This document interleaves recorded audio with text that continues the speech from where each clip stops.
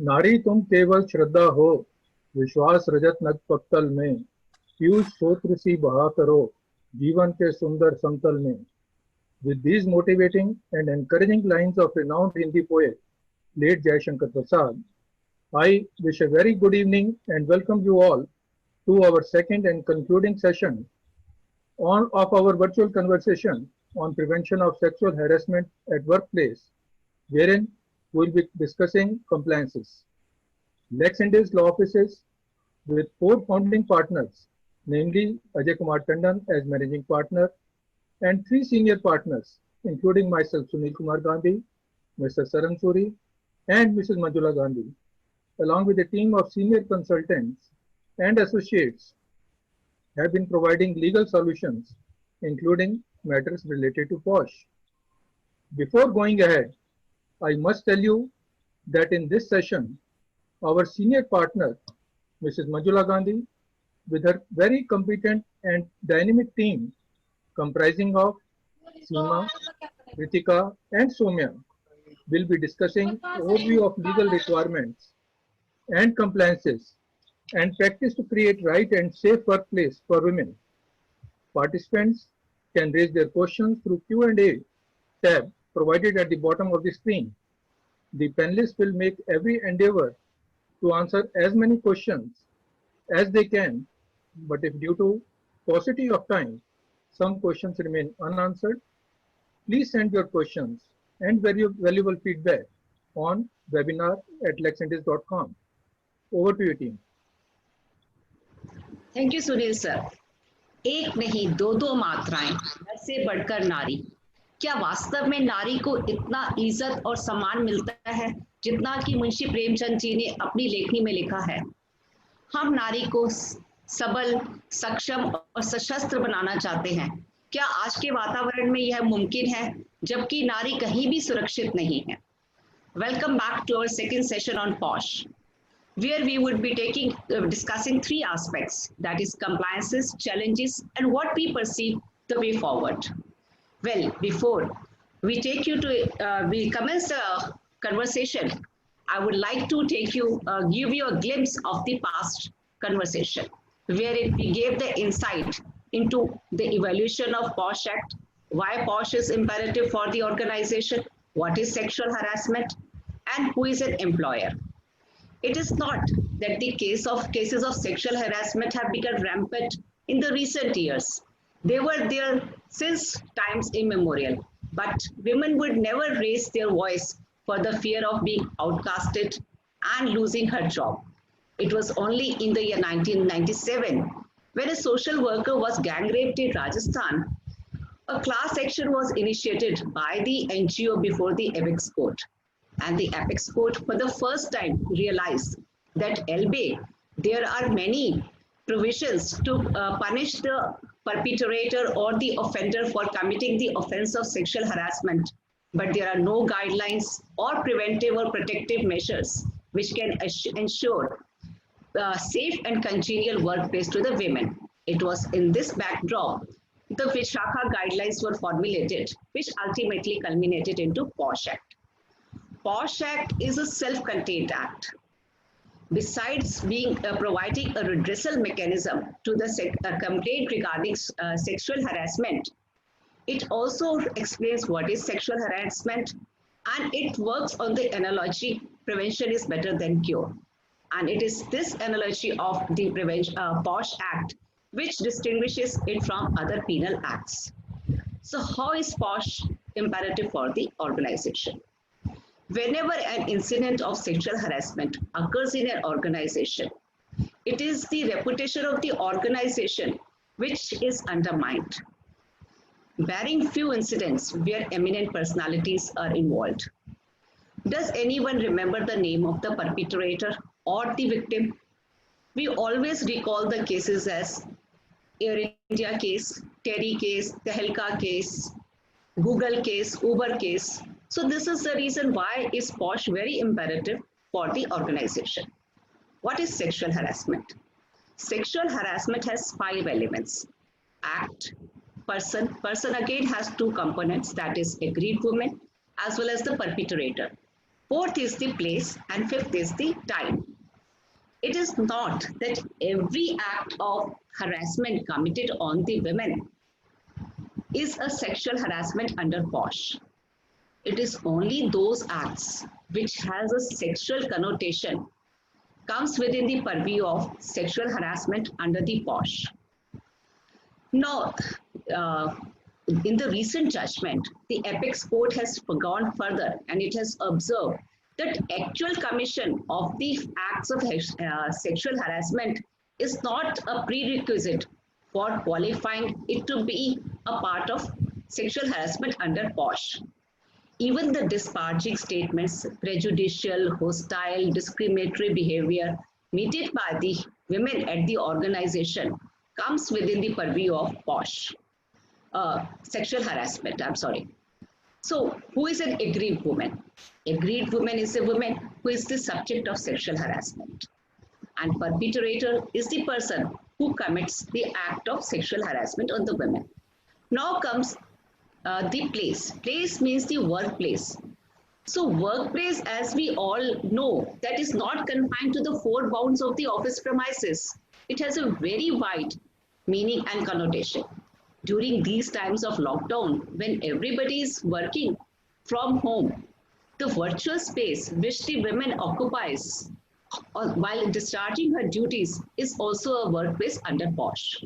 Anju ma'am, if you remember, we had covered the work from home segment in great detail in our last segment, in the last session of POSH. And since then till now, if you would have noticed, there are several news reports where women are actually reporting sexual harassment cases from the work from home environment now. True, Kritika.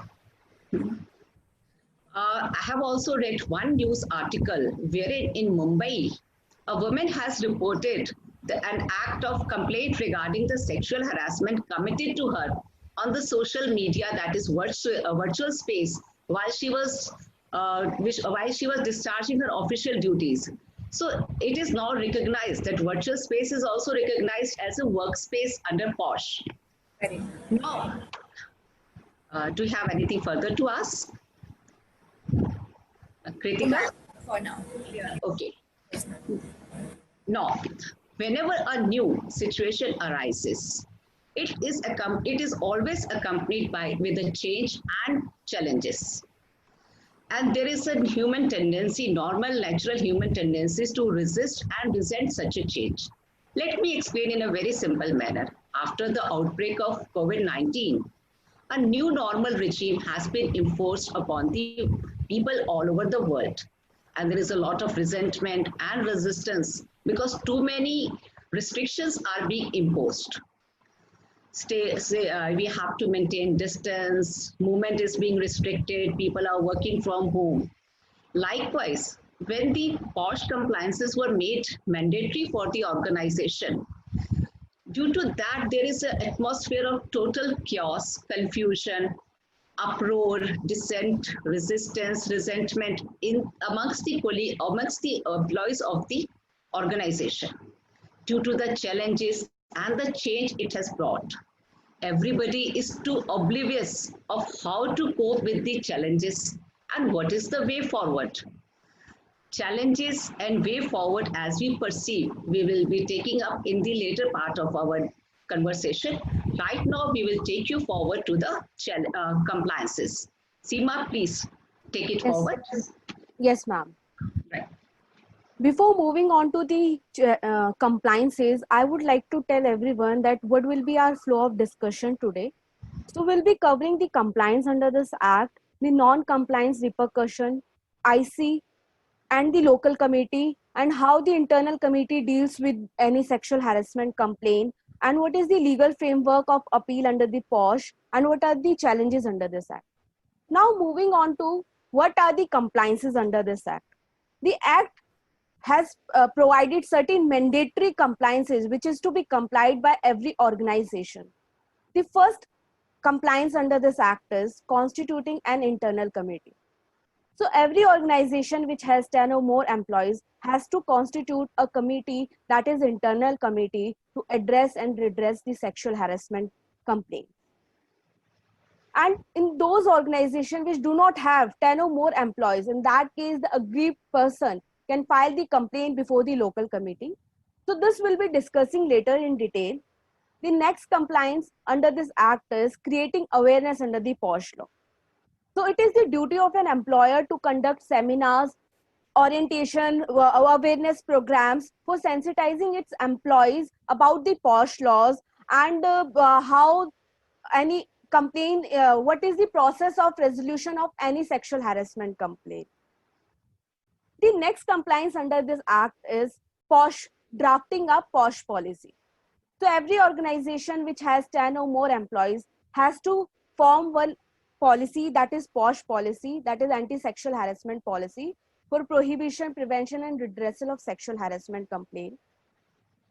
So in that, and to promote gender safe spaces and to remove underlying factors that contribute to the hostile work environment against the sexual harassment against the women.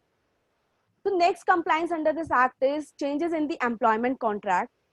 So it is required to treat any sexual harassment act as misconduct under the rules of employment.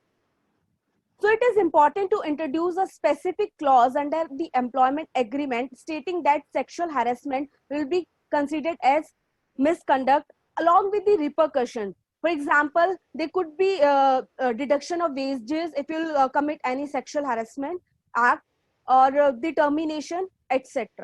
The next and the important compliance under this act is annual report on POSH compliance. It is mandatory for the IC to submit a report to an employer stating that the complaints which they have received during the year, how many complaints they have disposed of and which are pending for more than 90 days, what kind of action taken by the employer, and is there any workshop is conducted by the employer or not. There's also one mandatory obligation on the employer. He has to include that annual report in the board report of the company, stating that they have constituted the IC or not, or the number of cases they have received during the year. So as we have seen that these are the important compliances under this act. Suppose any employer do not comply these compliances, then what will be the repercussion? So suppose he does not constitute IC, does not act upon the recommendation of the IC, or to fail to file the annual report and contravene any provision of this act, in that case he has to face the penalty of 50,000. And if he repeats the breach, then in that case the punishment could be higher or twice. And non-compliance can also lead to cancellation or non-renewal of license or for carrying out the business by the government or the local authority. So there have been many instances where the employer have been charged with monetary penalties of more than 50,000, where the female employees have approached the court. For example, there is one case in which Madhya Pradesh High Court has imposed penalty of rupees 50,000 on Medanta Hospital for not constituting the internal committee, and also asked the hospital to pay a compensation of rupees 25 lakhs to the complainant because they failed to address the complaint of the sexual harassment. So now moving on. Seema ma'am, yes, sorry to intervene here. Manju ma'am, I have a question. Yes, Ma'am, Soumya. Seema ma'am has explained us about this compliance of the constitution of the internal committee, and she's rightly called it as the IC. But ma'am, most of us here would agree today that even मतलब अभी भी बहुत सारे लोग हैं who still call it as an internal complaint committee or the ICC. So ma'am, can you please clear the air over this issue? Yes, true, Soumya. Till today, we have been seeing the judgments even. Even the reported judgments contain both the terms interchangeably. Yes, ma'am. Now, ICC is no longer in existence. Let me explain the transition of ICC to IC. When the Act was promulgated in the year 2013, as per Section 4 of the Act, it was the ICC which was to be constituted. And the only function that ICC was to do was the redressal or resolution of the complaints. But जैसे कि तुम्हें पता है 90% cases तो कभी report होते ही नहीं थे. Yes. during that entire tenure of 3 years, ICC was totally non-existent, or their existence was very nugatory. They would hardly assemble or do perform any duty or function. So in the year 2016, an amendment was brought to the Act, and ICC was clothed with very wide powers. Besides resolution, they were also empowered to basically introduce preventive measures as well as the prohibitory orders, with the sole purpose of ensuring that the organizations are POSH compliant. So when such wide powers were given to the ICC, and it was no longer dealing with the complaints resolution, so the word complaint was removed or deleted from it, and it became IC.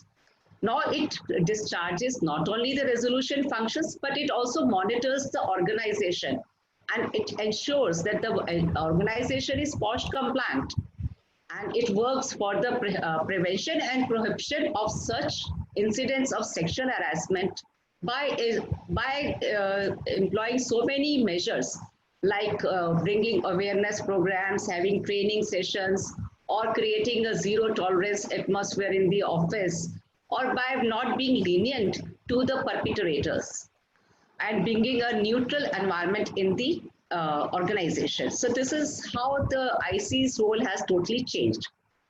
Now I will just discuss with you what is the constitution of IC and how the constitution of IC is vital for the organization.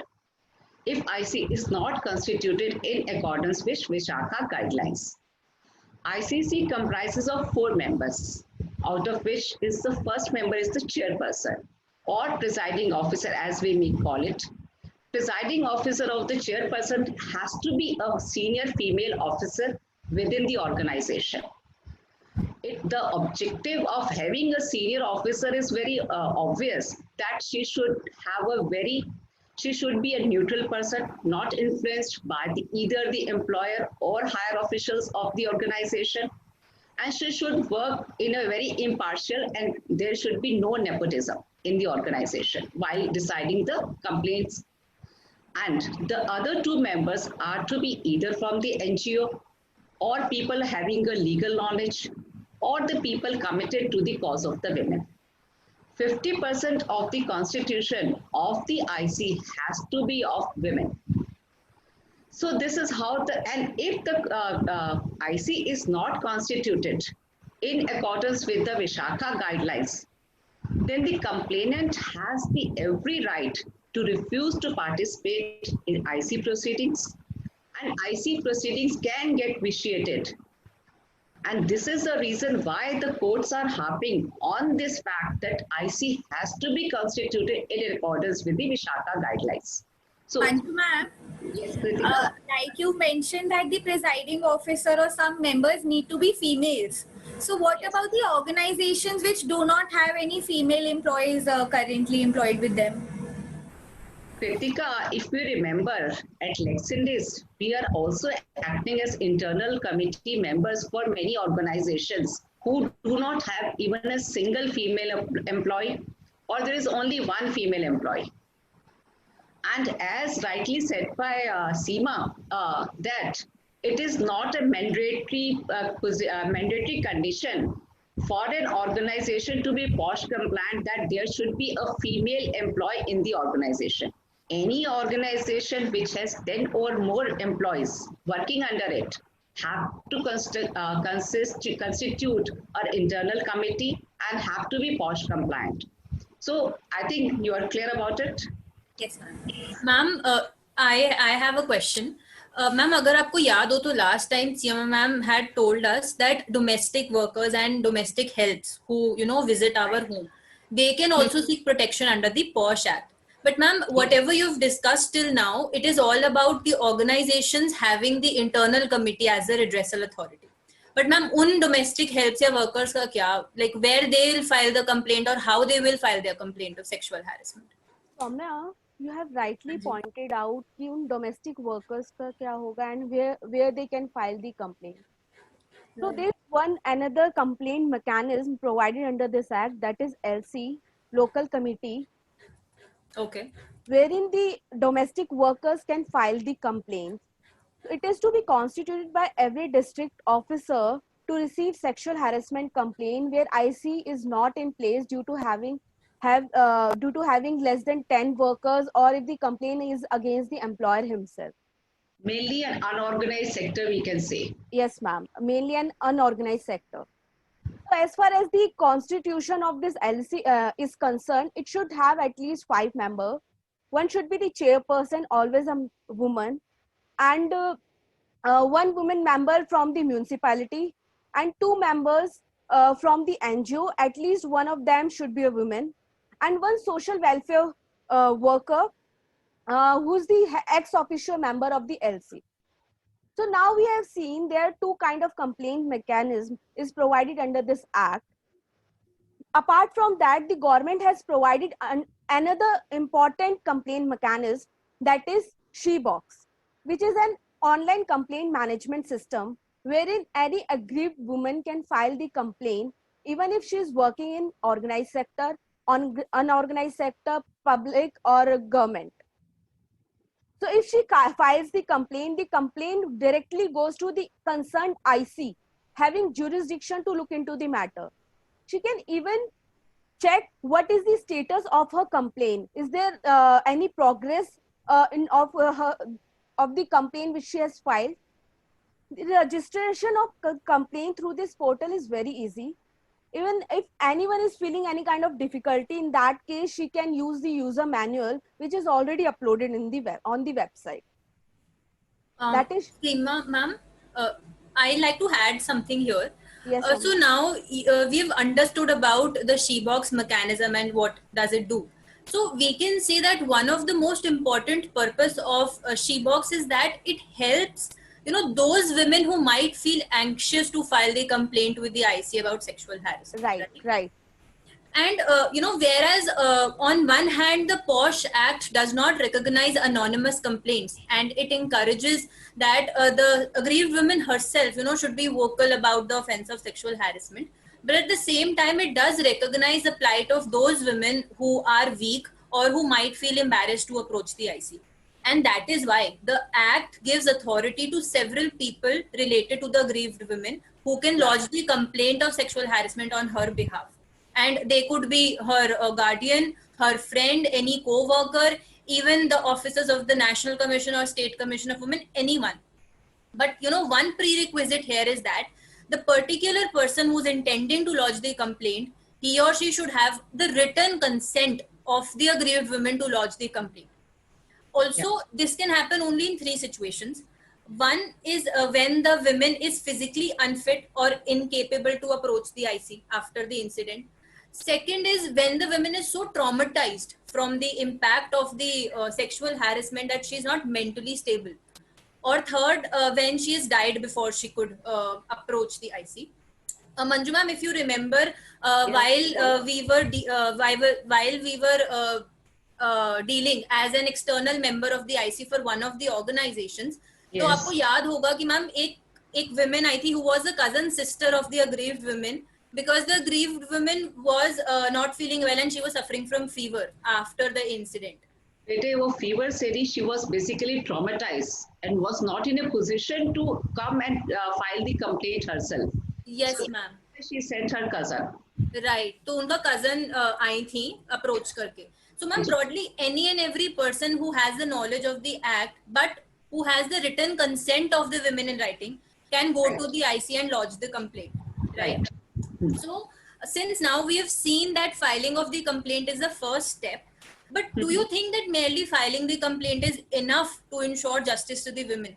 Because हर किसी lady के दिमाग में सबसे पहले यह है कि मुझे justice कब मिलेगा या उस इंसान को उसी किए की सजा कब मिलेगी. So in order to ensure a quick delivery of justice to the women, the Act lays down specific timelines to be complied with for the claims that arise under the POSH law. In fact, जो aggrieved women हैं, उनको भी एक limited time ही दिया गया है to lodge the complaint, which is within 3 months from the date of the incident of sexual harassment. And अगर if there were a series of incidents that were attempted, then within 3 months from the date of the last incident, she has to lodge the complaint. Right. However, the IC is also given a discretion under the Act to grant an extension beyond 3 months if there were genuine reasons for not filing it on time.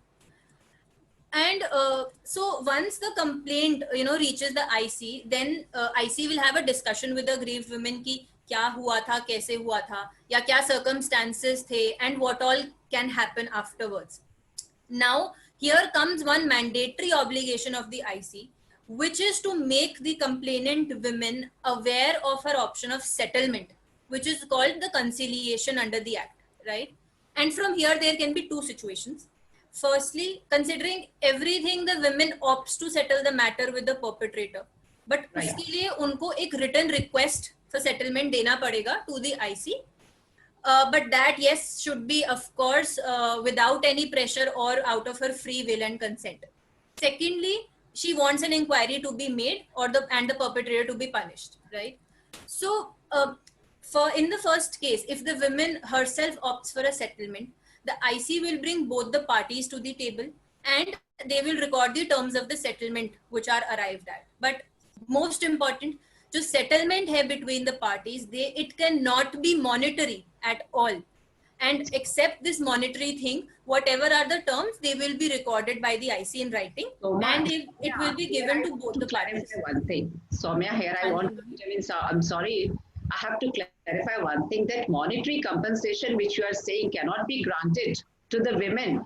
It is only at the stage of conciliation. If it is at the stage of conciliation, no monetary compensation can be granted. But if the inquiry is over and recommendations are being given to the employer, at that time, IC can recommend monetary compensation. So that fact should be clarified. It's not that it cannot be for all times to come, but only at the conciliation stage. Yes, ma'am. So I was only talking about this stage where the women opts to settle the matter. Right. Right. And this, in the second situation, if the women opts for an inquiry to be made into the complaint, then that requires a strict compliance of the timelines under the Act. So after the IC receives the complaint, IC को उस complaint पे action लेना होगा within next 7 days. So it will summon the accused person and give him the copy of the complaint, who then has to respond within 10 next working days. The response of that accused person will obviously be shared with the complainant to ensure transparency and fairness. Right. Thereafter, there's another key responsibility of the IC, which is to make sure that both the parties in the inquiry process are given equal and fair opportunity to present their case, so that there's no scope of personal bias involved. So once we get the complaint, once we get the reply of the accused, like every civil court, the IC will summon certain people to examine as witnesses. They will record their testimonies, have the evidences and materials on record in order to reach a definite conclusion. But IC is also bound under the Act to conclude every inquiry within time, which is within 90 days from the date of the complaint. So it cannot prolong the inquiry till whenever it wants to. And then as soon as the inquiry is concluded, the IC will draft its report within next 10 days. It will contain the report will contain the decision of the IC along with the reasons and also the recommendations on the issue, which we'll discuss a little later. And the report shall then be submitted to both the parties as well as the employer. और उसके बाद employer के पास भी सिर्फ 60 days हैं to implement the recommendations of the IC. So to sum up everything, IC का सबसे बड़ा role is that the inquiry process is conducted with extreme fairness, in a time-bound manner, and with extreme confidentiality regarding the details of the entire sexual harassment issue at the workplace. Right. So, Soumya, Hanji. here I have one doubt.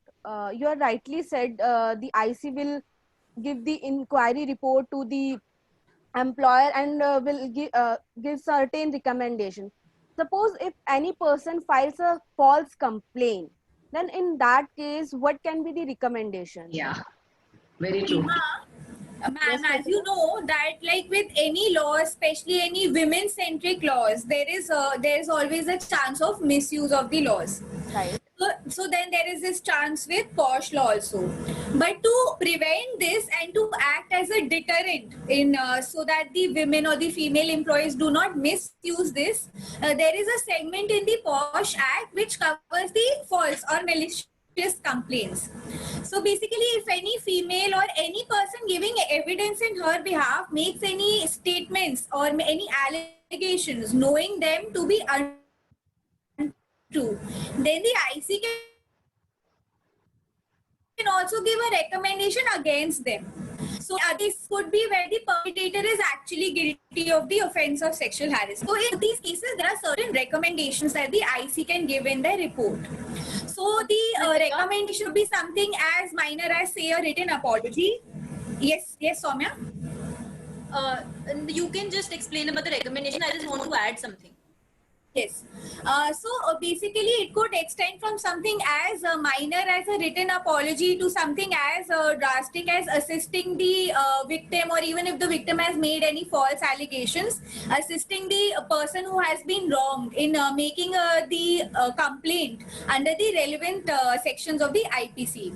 Some other basic recommendations, depending upon the severity of the crime, could include, say, a termination of the person who is in the wrong, or suspending him or her, or giving the victim additional salary, or basically anything depending upon the severity of the crime. But the main part is that the employer shall take action upon the recommendation of the IC within 60 days for sure. Yes. Yes, I just want to say, because I missed in my part, the recommendation that you've just explained, IC उन recommendations को during the inquiry procedure भी दे सकता है, only if the women asks for it. So whatever examples you've given of the recommendations, they can also be granted by the IC at that time. Correct. Absolutely right. Kritika, Yes. I understood, but I have another question. What if the parties are not satisfied with the decision of the internal committee? So is there any recourse provided under this act?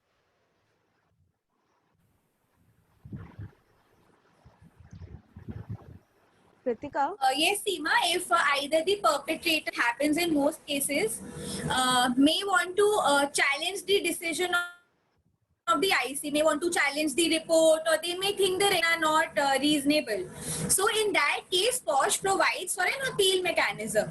But it is important to remember that the appeal has to be made within 90 days of the decision of the IC. And this can be made in two manners. Either there will be some service rules in the organization itself that will provide an appeal mechanism under POSH. And if not, then depending on industry to industry, there would be labor courts or industrial tribunals established under law. So then that decision could be appealed there. So that is insofar as the appeal is covered. Kritika, So now that we've covered the... Yes, ma'am. no, please carry on. I was just saying, when everything is there in black and white under POSH, why are the organizations still facing challenges that we have not discussed so far?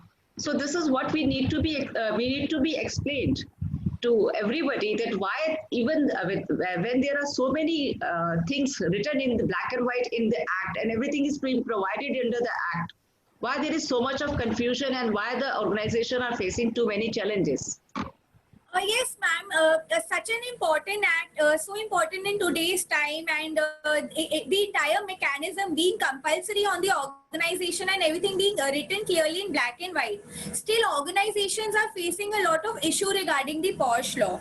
So the reason I would say is probably that POSH law, we have to understand, is a relatively newer law. So there is still not interpretation of everything, and everything is not very clear. Say, for example, even though we know that work from home context is covered under the POSH Act because of judgments that had come long ago, but say now in the whole corona work from home time, there is still that doubt in the minds of many people as they are not aware of it. So moving on, let's cover some of the other challenges that the organizations are facing. As the first one is clearly the lack of understanding and awareness about the POSH laws. The organizations are not clearly aware as to how to comply, when to comply, and how it is compulsory to comply with these guidelines. So that is one of the first challenges that the organizations face in this respect. Secondly, there could be challenges that arise out of the composition of the IC. Despite doing their best, sometimes there will be people in the IC which may have some personal biases. They may not actually know how to deal with such sensitive issues that they need to deal with, and they may not maintain the principles of natural justice that they are required to do within the act itself. So an ill-equipped IC will pose certain challenges to an organization. Third and most important aspect, as you all know, that POSH Act is not a gender neutral act. It does not cover men or it does not cover any other genders. And in today's time, in 2020, there are other genders, there are even men who may have complaints of sexual harassment from their superiors, from their peers, and this act does not take care of them. So that is another major challenge that the organizations are facing today. Last but not the least, like Seema had explained in the beginning, that it is imperative for the organizations as a statutory requirement to put in their annual reports the number of sexual harassment cases, the number of solved cases, the number of unsolved cases, the details of the IC, etc. But organizations, to protect themselves, will underreport or report these falsely, which poses a challenge in the long run. So these are some of the challenges that we have covered so far. So Manju ma'am, what would you say, like dealing with the POSH law since quite some time, we at Lex Indies, what are some of the recommendations we make, or what are the types of recommendations we will make in the future to overcome some of these challenges for these organizations? Deepika, as you know, wherever we are acting as external members, we try to ensure that the organization has an environment which is gender neutral, competitive, and that it is very safe and fearless. Because in most of the cases, it is the fear of being of retaliation or losing the job that the female workers do not come forward with the complaints. So that kind of gender neutral environment, which is totally based on competitive things, and that everybody will get the promotion regardless of their sex, gender. So the second thing is that to create awareness, which is very important, because the challenges which the organization are facing till date are due to the fact that they are not clear. There is no clarity what are the POSH compliances and how they are to be meted, and what is sexual harassment, what is workplace. There is total chaos and resentment within the employees.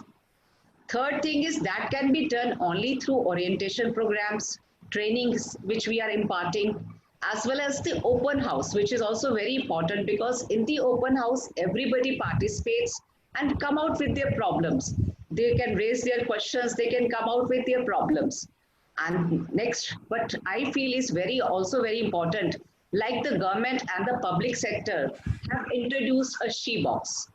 So that app is also very necessary for all other organizations, MNCs and private sector, to have this kind of aware, because most of the female employees do not come forward just for that reason, that they fear, they have a fear in their mind.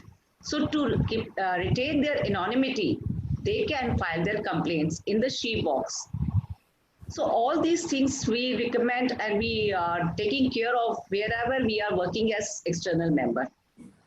So before, इससे पहले कि हम conclude करें, मैंने start Munshi Premchand ji की लेखनी से किया था, और अब मैं रामधारी सिंह जी की 2 पंक्तियां हैं कविता की जो मुझे बहुत पसंद है और इस विषय में काफी उपयुक्त है। मैं वो कहना चाहती हूँ। छीनता है गर कोई,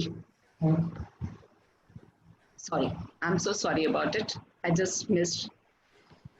छीनता है अगर कोई स्वत्व और तू तप त्याग से काम ले, यह पाप है, पुण्य है, विच्छिन्न कर देना उसे, बढ़ रहा तेरी तरफ जो हाथ है। Thank you so much. Now, before we move to the Q&A session, let's just look back to what we have discussed till now in short. Between our introductory session and today's concluding session, we've taken everyone through every aspect of the POSH law, such as the compliances which are mandatory, the repercussions of the non-compliances, the timelines, the procedures, the tools which are provided, and all. So I feel that now, as an employer as well as a woman, people will be in a better place to understand what should be addressed as sexual harassment under POSH law and what not, and how do we deal with a complaint on sexual harassment. So if we'll rearrange the 8 components of our discussion so far, this will interestingly also form an acronym of Lex Indis itself.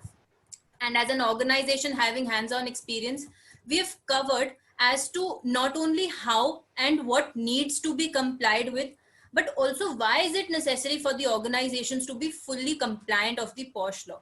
Because as we all know, the organizations are cautious of their reputation, and they also have a fear, of being labeled as an unsafe organization for the women employees. Hence, Absolutely right. prevention being always better than cure, it is always advisable that the organization should have an effective, an efficient, and an active mechanism to redress such complaints. I think, Right. Zia ma'am, now you can take the questions that we've got. Sure, Soumya. Thank you so much. So we have received number of questions today. So we'll try to answer each and every question. In case we miss out anything, it's a request to the Later on participant. They can mail us on webinar@lexindis.com. And we will answer each and every Each question. and every question. Ma'am, Manju ma'am, the first question which we have received is from Adrija Das, and she's asking, is the sexual harassment limited to actual commission of acts of harassment? No, I have already explained in my this thing that sexual harassment is not confined to actual commission of the act of sexual harassment. Yes, ma'am. So to qualify for the sexual harassment under POSH Act, it is not necessary that there should be actual act which is being committed. Even the disparaging statements, hostile behavior, prejudicial treatment, or the bias which is being meted by the women at workplace, even that tantamounts to sexual harassment under POSH Act. Very well, ma'am. Right. The next question we have received from Prakhya Behel, and she's asking, was the inquiry conducted in case of Supreme Court of India was a valid inquiry, and if not, what remedy that complainant had? Manju ma'am? Regarding which case? you are Ma'am, talking? they have not, she has not mentioned any It's case. a very vague question. If they Yeah. are asking about the Justice Ganguly's case, then this Supreme Court has stopped the inquiry because it was first thing, it was pre POSH Act. So there were only guidelines, but there was no enactment at that time. And the reason the Supreme Court gave at that time for not conducting the inquiry under the as per the POSH Act or under the Vishaka guidelines was the fact that Justice Ganguly has retired, and he had resigned also from his current position at that time. So if it is related to that inquiry they are talking about. Manju ma'am, there's another question of Mr. Paras Gupta, and he's asking, are you trying to say that we cannot have more than members in POSH committee? More than members, what do you mean by that?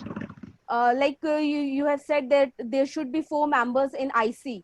Yeah, it is the constitution mandates the 4 members and 50% of the members have to be women. So he's asking that, is it like that they cannot have more than 4 members? No, they cannot. When the Act postulates, the Acts define the number of members, how can any organization have more than 4 members? You have to strictly go by the guidelines. That is what the courts have been harping time and again, that you cannot violate or divert from the guidelines which have been given in Vishaka case. Also, I think it will be an unnecessary wastage of the manpower of the organization to have Yes. more than 4. When the quorum is being decided, it is being described defined in the Act itself. How can you change it? Yeah.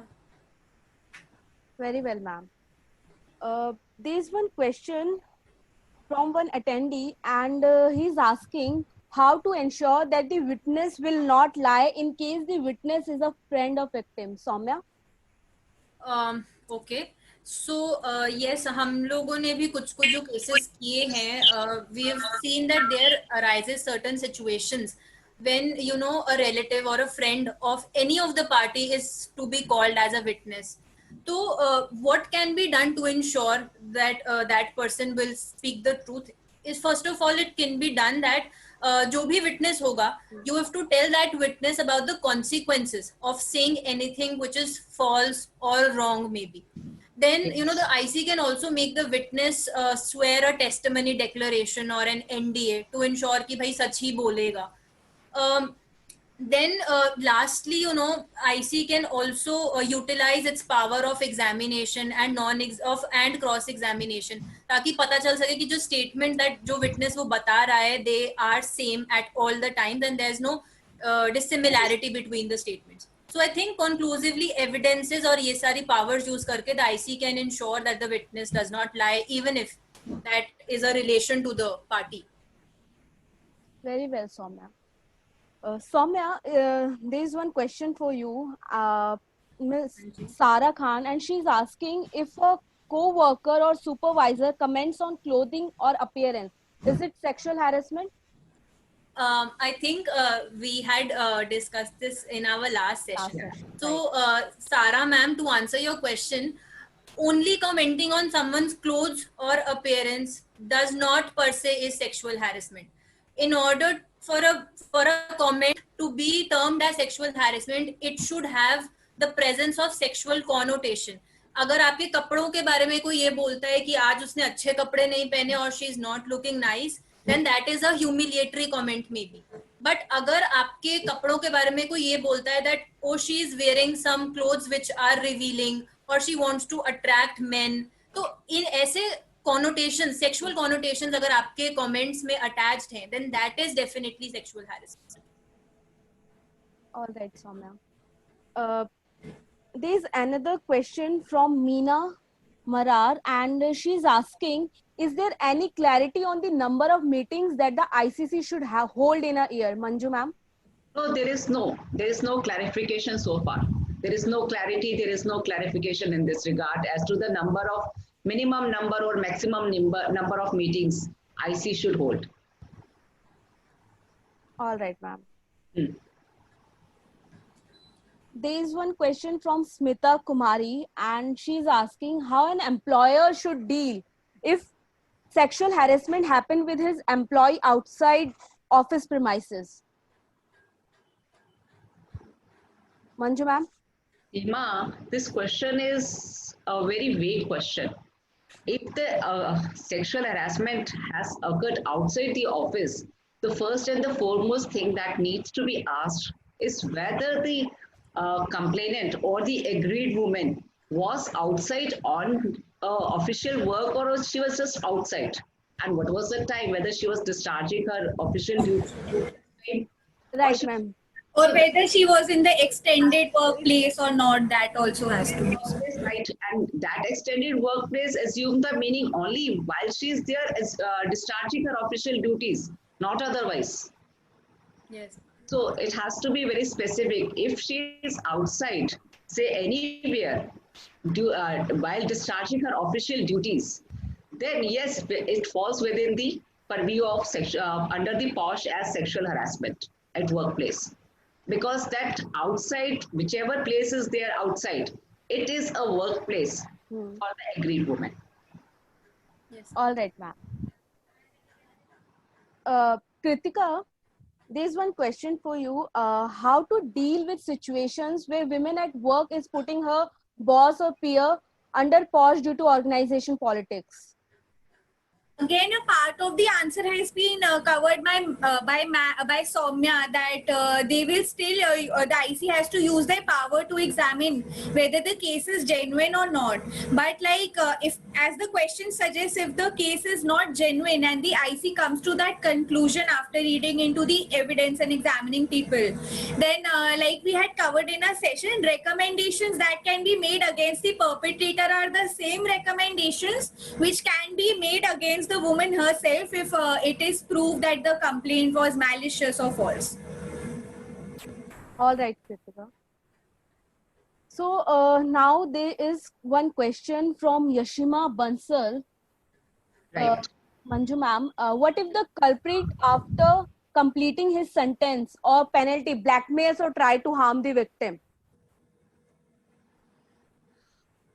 Blackmails or harm the victims, she has a recourse again. Right. Maybe not under POSH, but there are other enactments, legislations, which provide a recourse to the aggrieved women to. So she can take any remedy which is available to her under the criminal IPC. Yes, ma'am. And if it is an act of sexual harassment, that's a different thing. Then POSH is there to take to find the remedy for her and to redress that complaint, but not in every incident, which does not fall within the purview of POSH.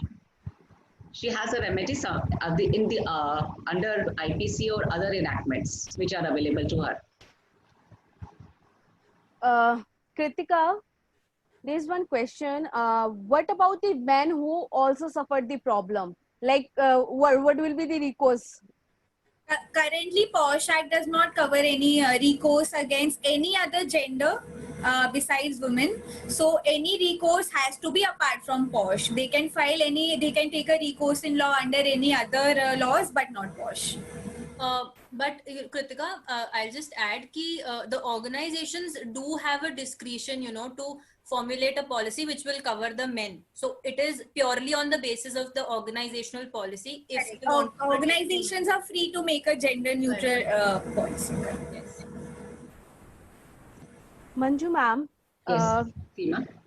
Miss Adrija Das is asking, can the inquiry procedure under the Act be undermined by the internal committee?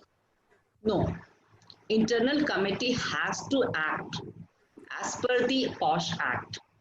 So they cannot undermine, they cannot change the procedure. Procedure is being prescribed. So they have to go strictly in accordance with the procedure as per the guidelines. They cannot. Okay. They have no power to change the procedure or undermine the procedure. It has to be fair, reasonable, following the principles of natural justice, impartial. Right. So Soumya, here one question for you. Mr. Ravi Prakash is asking, can the internal committee grant or recommend monetary compensation to the complainant or victim under the POSH Act? Seema ma'am, I think Manjula ma'am has already discussed this, but I'll repeat that the monetary compensation which can be given to the aggrieved women, that can only be at the stage when the inquiry is completed and the IC reaches a conclusion that the accused person is the wrongdoer. That compensation cannot be a part of the recommendation during the inquiry procedure, and it cannot be a part of the settlement that happens between the parties. So compensation tabhi milega women ko when the accused is declared as an offender. So that can be a recommendation. Inquiry is over, not pre-inquiry stage. Yes. After the inquiry, it can be recommended. Yes. Mr. Praveen Ved is asking, many women employees are not made aware of POSH at the time joining a firm or company. How can these employers made aware of these provisions? Manju ma'am? Like you have already stated while you were discussing with the compliances, Yes, ma'am. even the contract appointment letters and the service contracts need to be modified. They should contain that provision in the appointment letter. That clause should be there. That the organization is POSH compliant. And the POSH, that is the reason why we are insisting that there should be regular training, awareness programs, open houses, orientation programs, so that female employees who are working women should be aware of the POSH. That is the lack of knowledge. That is why there is so much confusion and so many challenges are being faced. People are not aware what is POSH about and what are the remedies, what are the remedies available to them. And in case organizations do not follow the statutory compliances, then they can be penalized also, as Seema had covered.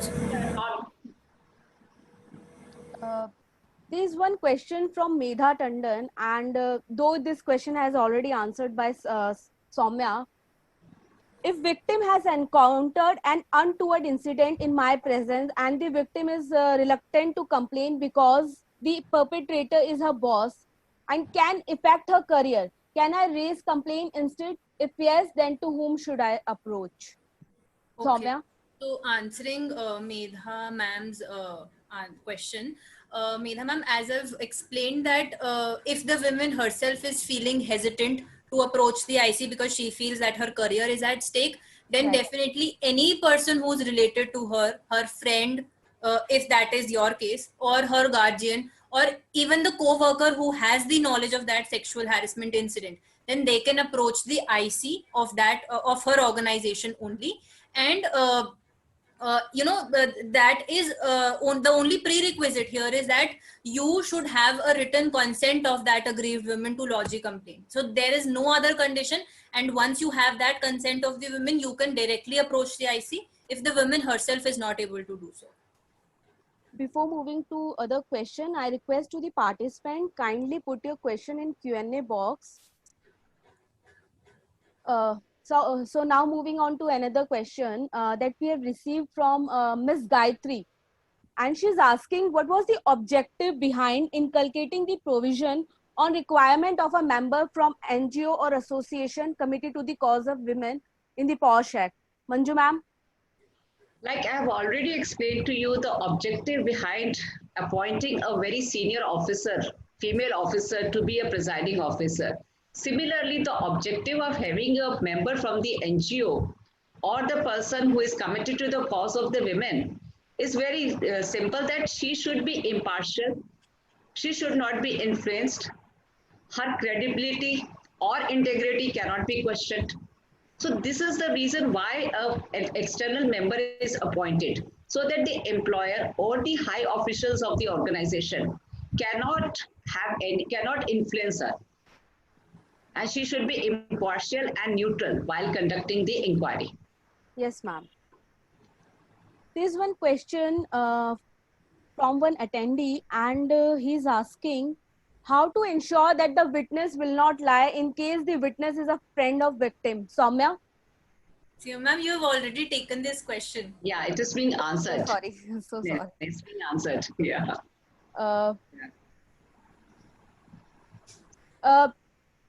There's one question from Gopal Sehjpal, and he's asking, what's the position when the woman herself is passive about NGO or social workers want to escalate the matter? Manju ma'am? Sorry, you'll have to repeat the question. Seema, I have not understood the question. What do you want to say? What's the position when the woman herself is passive about NGO or social workers want to escalate the matter? There are the women has filed a complaint. Now the matter comes within the purview of the IC. Once the mechanism has been put to motion, it is the IC which will decide, and IC has to finish the case within 3 months, 90 days, as the timelines, adherence to the timeline is very essential. You cannot go beyond that unless and until there are certain circumstances which prevents the completion of the proceedings within 90 days. So if she is passive, either she will have to withdraw the complaint. Otherwise, when IC has been put to motion, it is for IC to continue with the complaint. Very well, ma'am. Kritika, Mr. Divesh Thakur is asking, if any POSH happens in the organization, obviously it impacts on the goodwill. So what are the ways to prevent such situations so that this kind of issue should not occur? So, firstly, the means to ensure that such a situation does not occur is to, of course, make all the employees and the management in the organization aware of the POSH laws. Then to strictly follow the compliances, statutory compliances laid down under the Act. So, at the part of the organization, ensuring a safe working environment and making the compliances complete and holding regular POSH sessions and seminars, I think that much is enough on the part of the organization. I want to add one thing more, Pritika, to this, that the law's POSH policy should be very stringent. so that the delinquent employees should be aware of the repercussions, which the punishment which would be accorded, which can be accorded and which would be accorded if they are found to be guilty of committing the offense. So stringent laws and no leniency, zero tolerance atmosphere in the organization should be made aware. It should be implemented, I would say that. Okay, ma'am. Ma'am, there is one question from Megha Gupta, and she's asking, can the ICC and LCC recommend compensation payment of an amount to the aggrieved women? If yes, who will pay on and what basis and how? I think this question has already been asked by, and Soumya has already answered whether the monetary compensation can be recommended by IC, not ICC. I'll just correct. Yes, ma'am, but she's asking on what basis? I'll answer the second part. Simply put, Sure. it depends on the recommendations of the IC. Either it can be recommended to be paid by the employer, or it can be recommended to be paid from the salary of the accused Right. also. And the monetary compensation is to be paid in cases where it is found that the complainant has been mentally traumatized, or she's into suffer. So in that case, the compensation can be granted. Right. There are This- circumstances which are envisaged in the Act itself. Yes, ma'am. So now I would be taking the other questions which we have received at the time of registration. Yes. So there's one question from Miss Kashish. Can IC recommend any action to employer during the pendency of inquiry, Soumya? Hanji. So yes, this is an important provision under the Act because you know the entire process of redressal of the complaint, it consumes a lot of time, and the aggrieved women might face certain hardships or something. So like a civil court, the IC has also been statutorily empowered to grant temporary reliefs to the women, but you know only at her written request. अगर aggrieved women चाहती है और वो writing में request करती है, then only the IC can grant her reliefs during the pendency of the inquiry process, and that recommendations can be like leave of those 3 months, or transfer of her workplace, or change of her reporting line maybe, या फिर even suspension of the accused from work, or a restraint order against him from Right. resuming his duties, anything. So yes, during the inquiry process these recommendations can be given, but of course at the written request of the women. There's one question from Krishna Gavde, and he is asking whether the inquiry of POSH complaint by ICC offsets the requirement of conducting domestic inquiry as per the standing orders where SOs are applicable. What is the legal position today, Manju ma'am? This aspect has been discussed in the current recent judgment of the Supreme Court, Nisha Priya Bhatia, wherein the Supreme Court has very clear, categorically and specifically observed that these two inquiries have a different scope altogether. IC deals with the fact-finding process, and after the IC recommends, the departmental or domestic inquiry commences. So they have a totally different scope. Inquiry, everything is different. As per the departmental, when the IC recommends to the employer, departmental inquiry commences. So, and a departmental inquiry goes according to the SOs. And one thing that has to be taken care of is that SOs or the standing orders are not in derogation of the POSH laws. That is, they are not against the Vishaka guidelines. And it has been observed by the Supreme Court, Apex Court, that normally they are the proceedings of the IC are sacrosanct, and the all these standing orders are to supplement the POSH laws. They are not in derogation. And if it is found that there is certain inconsistency, then a different aspect is to be taken care of. But otherwise also they have a different scope. And no, it does not offset. The answer is no. Thank you, Manju ma'am. The next question is from Mr. Lalit Gupta, and he is asking, who will inquire the matter if any visitor sexually harass the employee at the workplace, whether the IC of the perpetrator or the victim? Manju ma'am. In this case, the complaint would be filed by the victim to her own IC, but investigation or inquiry process will be joint. And IC of the, as you know, IC is vested with the same powers as civil court. Right, ma'am. So IC can summon the accused or the say perpetrator. So it is basically the complaint would lie to the victim's own organization. All right, ma'am. There is one question from Miss Sarita, and she's asking, how do the IC respond to any complaints? Like, what are the mindsets they should have as they are dealing with the people? Soumya? Okay, so the members of the IC, while they deal with people during the inquiry, first of all, they have to have an open and an unbiased mindset. They should not be inclined towards either the perpetrator or the aggrieved women. Then they should be mature and sensitive enough to understand the offense of sexual harassment, the gravity, and they should be sensitive enough to understand the situation of both the parties. I have seen certain members of the IC, they pass some ridiculous comments either to the aggrieved women or to the accused, and they are biased to one. So first of all, this should not be the case. Secondly, they should not be sympathetic towards anyone. कि कभी कोई बात बता रहा है तो emotional हो गए and then they get inclined. So that should not be the case. Lastly, they should also be alert and concentrative during the entire inquiry procedure. उनका body language एकदम appropriate होना चाहिए. They should not be busy with their phones or slouching on the chair. And yes, I mean, they should be very concentrative of their comments and language also. So I think these are certain mindsets which they should follow. So now I'll be taking the last question of today due to paucity of time. Yeah.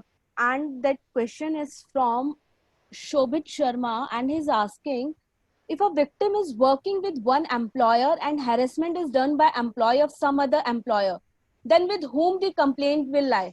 I think that answer I have already answered it. We have already answered. It will be the victim's organization, and IC of the victim organization will complaint would be filed before the IC of the victim's organization.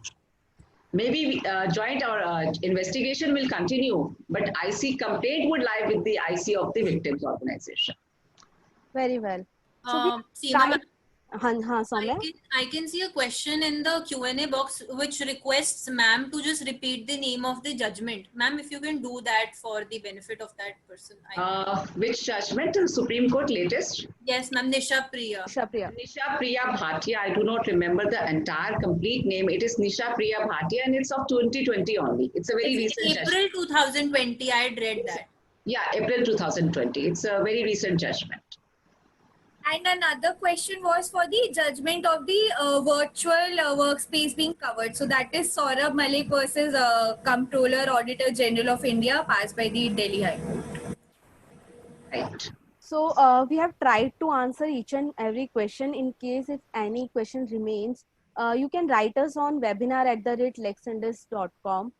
So now I would hand over the floor to our managing partner, Mr. Ajay Kumar Tandon. Vote of thanks. Thank you, Seema, and thank you all the participants. Such large number and so many questions. I find in the Q&A box still 83 questions are there. Yes. We'll try to answer many, and apart from these questions in the Q&A box, there are so many in the chat box also. It's not possible due to paucity of time to answer so many questions, and it has been such an interactive session with such a large number of participants. Thank you all for sparing your time and joining us here. And thank you all the panelists led by Manju ma'am, Seema, Soumya, Kritika. You've been wonderful answering and trying to answer.